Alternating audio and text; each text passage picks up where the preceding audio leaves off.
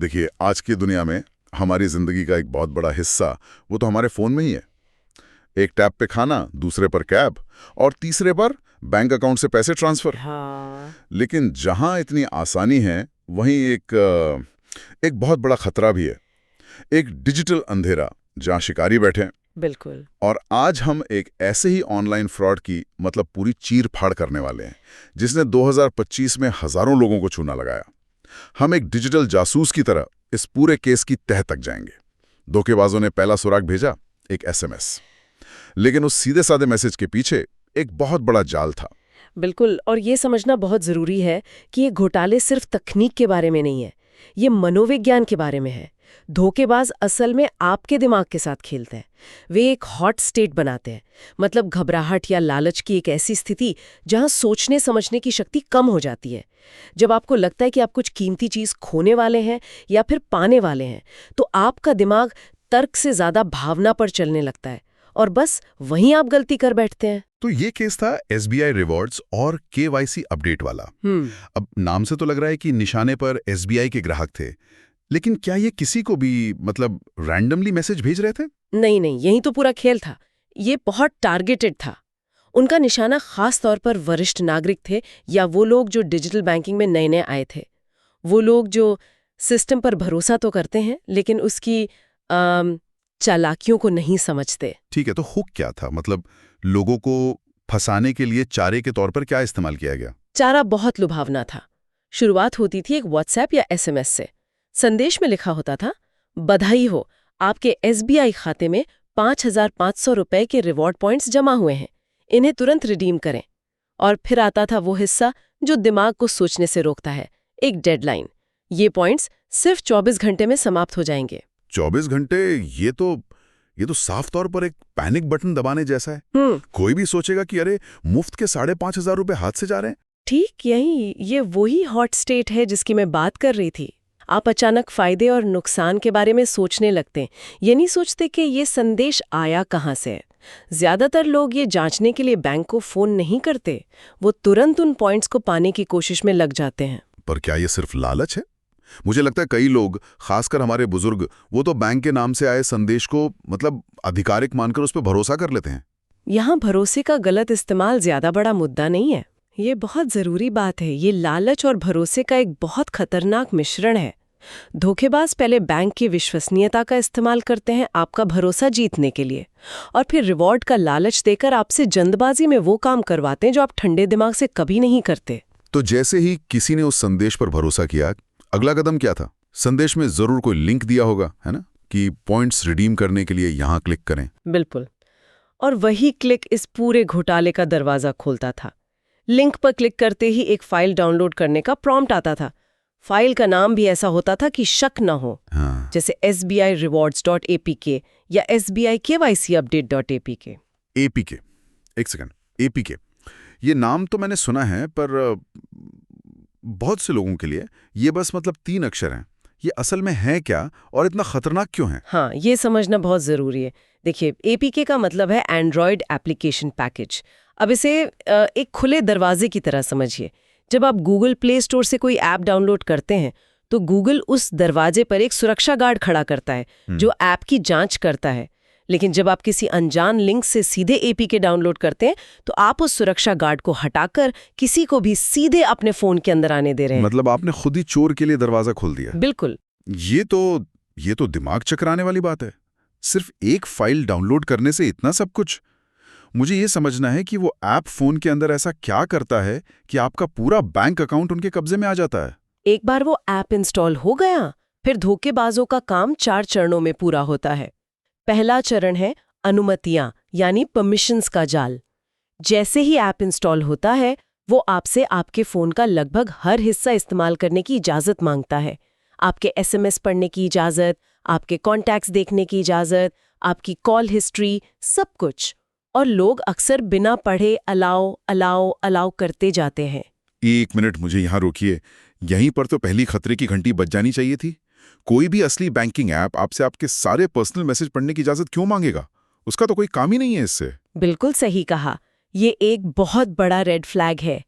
एक सामान्य नियम ये है कि किसी भी ऐप को सिर्फ वही अनुमति दें जिसकी उसे सच में जरूरत है। एक बैंकिंग ऐप को आपके एसएमएस पढ़ने की जरूरत क्यों है? ताकि वो ओटीपी पढ़ सके। हाँ, ताकि वो बैंक से आने वाले ओटीपी पढ़ सकें। जैसे ही आपने ये अनुमति दी, खेल का दूसरा चरण शुरू हो गया। और वो क्या था? दूसरा चरण है जासूसी, यानी डिजिटल मिररिंग। ये सिर्फ आपके एसएमएस पढ़ने जैसा नहीं है। इसे ऐसे समझिए कि धोखेबाज आपके कंधे के ऊपर अदृश्य होकर खड़ा है और आपके फोन की स्क्रीन को लाइव देख रहा है। आप जो भी टाइप करते हैं, जो भी ओटीपी आता है, जो भी नोटिफिकेशन आता है, वो सब कुछ अपनी आंखों से देखता है ठीक उसी पल। मतलब आपका फोन अब आपका नहीं रहा, वो एक जासूसी का हथियार बन चुका है। जी हाँ। ये तो बहुत ही डरावना है। इसका मतलब है कि पीड़ित को पता भी नहीं चलता और कोई हजारों मील दूर बैठकर उनकी हर हरकत देख रहा है। तो अब उनके पास हमारी स्क्रीन का लाइव व्यू है। अगला कदम क्या होता होगा? अगला, तीसरा चरण, क्रेडेंशियल्स की चोरी। ऐप इंस्टॉल होने के बाद वो एक लॉगिन पेज खोलता है जो हूबहू एसबीआई के असली ऐप या वेबसाइट जैसा दिखता है। वही लोगो, वही रंग, वही डिजाइन। यूजर को लगता है कि वो अपने अकाउंट में लॉगिन कर रहा है। वो अपना यूजर नेम और पासवर्ड डालता है और वो जानकारी सीधे धोखेबाजों के सर्वर पर चली जाती है। अब उनके पास लॉगिन आईडी भी है और पासवर्ड भी। मैं अंदाजा लगा सकता हूं कि अगला कदम पैसे ट्रांसफर करना होगा, लेकिन उसके लिए तो ओटीपी चाहिए होता है जो बैंक हमारे फोन पर भेजता है। और यहीं पर उनका पूरा जाल काम आता है। चौथा और आखिरी चरण, लूट यानी ट्रांजैक्शन। धोखेबाज आपके चुराए हुए आईडी पासवर्ड से किसी दूसरे कंप्यूटर पर आपके अकाउंट में लॉगिन करते हैं। जब वो पैसे ट्रांसफर करने की कोशिश करते हैं तो बैंक सुरक्षा के लिए आपके फोन पर एक ओटीपी भेजता है। लेकिन याद है, वो आपके फोन की स्क्रीन को लाइव देख रहे हैं। हाँ। जैसे ही ओटीपी का मैसेज पॉपअप होता है, वो उसे वहीं से पढ़कर अपने कंप्यूटर में डाल देते हैं और ट्रांजैक्शन पूरा कर लेते हैं। और पीड़ित बेचारे को शायद तब तक पता भी नहीं चलता जब तक उनके अकाउंट से पैसे कटने का मैसेज नहीं आता। कई बार तो वो मैसेज भी नहीं देख पाते, क्योंकि धोखेबाज उस मैसेज को तुरंत डिलीट भी कर सकते हैं। मुझे एक मामला याद है जहां पुणे के एक रिटायर्ड टीचर ने अपनी पेंशन का बड़ा हिस्सा खो दिया। उन्होंने बाद में बताया, मुझे लगा बैंक मेरे रिवॉर्ड पॉइंट्स के लिए मेरी मदद कर रहा है। मैंने तो बस वही किया जो संदेश में लिखा था। ओह। ये दिखाता है कि ये सिर्फ तकनीक की में ही भरोसे की लड़ाई है। उनका भरोसा ही उनके खिलाफ हथियार बन गया। ये सुनकर बहुत दुख होता है। तो ये साफ है कि हमें बहुत ज्यादा सावधान रहने की जरूरत है। हमने बीच बीच में कुछ रेड फ्लैग्स की बात की, लेकिन चलिए अब साफ तौर पर बात करते हैं कि लोग खुद को ऐसे खतरनाक घोटालों से कैसे बचा सकते हैं। देखिए, बचाव के 3 सुनहरे नियम हैं। अगर हर कोई इन्हें याद रखे तो ऐसे 99% घोटालों से बचा जा सकता है। पहला और सबसे जरूरी नियम, एपीके मतलब खतरा। कोई भी बैंक, चाहे वो एसबीआई हो, एचडीएफसी हो या कोई और, आपको कभी भी एसएमएस या व्हाट्सएप पर कोई ऐप अपडेट करने या रिवॉर्ड पाने के लिए एपीके फाइल का लिंक नहीं भेजेगा। अगर ऐसा कोई लिंक आता है तो वो 100% फ्रॉड है। उसे बिना खोले डिलीट कर दें। ठीक है, एपीके को ना। और अगर किसी को ऐप डाउनलोड या अपडेट करना ही है तो उसका एकमात्र सुरक्षित तरीका क्या है? ये दूसरा नियम है, सिर्फ और सिर्फ ऑफिशियल स्टोर। अगर आप एंड्रॉयड फ़ोन इस्तेमाल करते हैं तो सिर्फ गूगल प्ले स्टोर से ऐप डाउनलोड करें। अगर आईफोन है तो एप्पल ऐप स्टोर से। ये स्टोर एक तरह के किले हैं जिनकी दीवारों पर सुरक्षा गार्ड खड़े हैं। हर ऐप को वहां आने से पहले कई सुरक्षा जांचों से गुजरना पड़ता है। किसी अनजान लिंक से ऐप डाउनलोड करना मतलब किले का दरवाजा तोड़कर किसी को भी अंदर बुलाना। लेकिन एक सवाल है, हम कभी-कभी सुनते हैं कि गूगल प्ले स्टोर पर भी खतरनाक ऐप्स आ जाते हैं। तो क्या सिर्फ ऑफिशियल स्टोर से डाउनलोड करना ही काफी है, या हमें ऐप चुनते वक्त डेवलपर का नाम या रिव्यूज जैसी चीजों पर भी ध्यान देना चाहिए? बहुत अच्छा सवाल है। हाँ, कभी-कभी खतरनाक ऐप सुरक्षा को भेद कर अंदर आ जाते हैं। इसलिए ऑफिशियल स्टोर से डाउनलोड करते समय भी थोड़ी समझदारी दिखाएं। देखें कि ऐप के डाउनलोड कितने हैं। असली एसबीआई ऐप के करोड़ों डाउनलोड होंगे, जबकि नकली ऐप के शायद कुछ हजार। अच्छा। ऐप के नीचे दिए गए रिव्यूज पढ़ें और सबसे जरूरी डेवलपर का नाम देखें। ये आपको अतिरिक्त सुरक्षा देगा। और तीसरा नियम, वो 24 घंटे में एक्सपायर हो जाएगा वाली घबराहट से कैसे बचें? तीसरा नियम है जल्दबाजी धोखेबाज का हथियार है।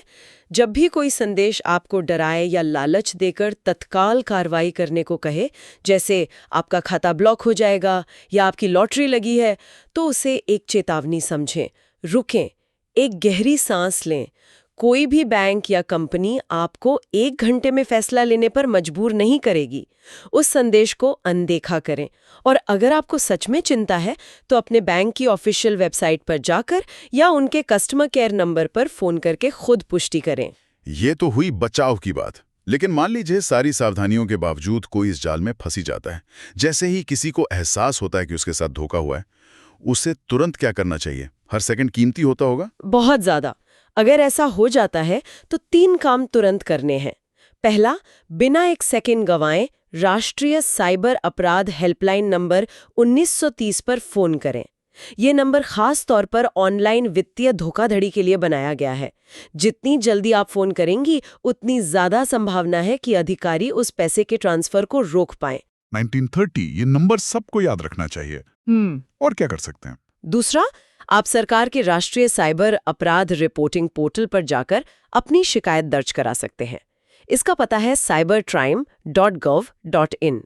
और तीसरा, तुरंत अपने बैंक को भी सूचित करें ताकि वो आपका कार्ड और नेट बैंकिंग अस्थायी रूप से ब्लॉक कर सकें और आगे का नुकसान रोका जा सके। तो आज की हमारी इस पड़ताल का निचोड़ ये है कि डिजिटल दुनिया में धोखेबाज तकनीक का नहीं, हमारी भावनाओं का फायदा उठाते हैं। वो तात्कालिकता की भावना पैदा करते हैं, हमारे भरोसे का गलत इस्तेमाल करते हैं और हमें सोचने का मौका ही नहीं देते। शांत रहना, शक करना और पुष्टि करना, ये 3 हमारे सबसे बड़े हथियार हैं। बिल्कुल सही कहा। और अंत में मैं श्रोताओं के लिए एक सवाल छोड़ना चाहूंगी। ये घोटाला SMS और APK फाइलों पर निर्भर था, लेकिन तकनीक बहुत तेजी से बदल रही है। सोचिए, कल क्या होगा जब आर्टिफिशियल इंटेलिजेंस AI और डीप फेक तकनीक और आम हो जाएंगी। जब आपको आपके बैंक मैनेजर की ही आवाज में एक फोन आए जो आपसे कोई जानकारी मांगे, या आपके किसी अपने का वीडियो कॉल आए जो मुसीबत में फंसा हो और पैसे मांग रहा हो। आज की ये साधारण सावधानियां, लिंक पर क्लिक न करना, किसी पर भी आंख मूंद कर भरोसा न करना, कल के उन ज्यादा खतरनाक और व्यक्तिगत हमलों से बचने की नींव है। हमें सिर्फ तकनीक के साथ नहीं, धोखेबाजों की सोच से भी एक कदम आगे रहना होगा।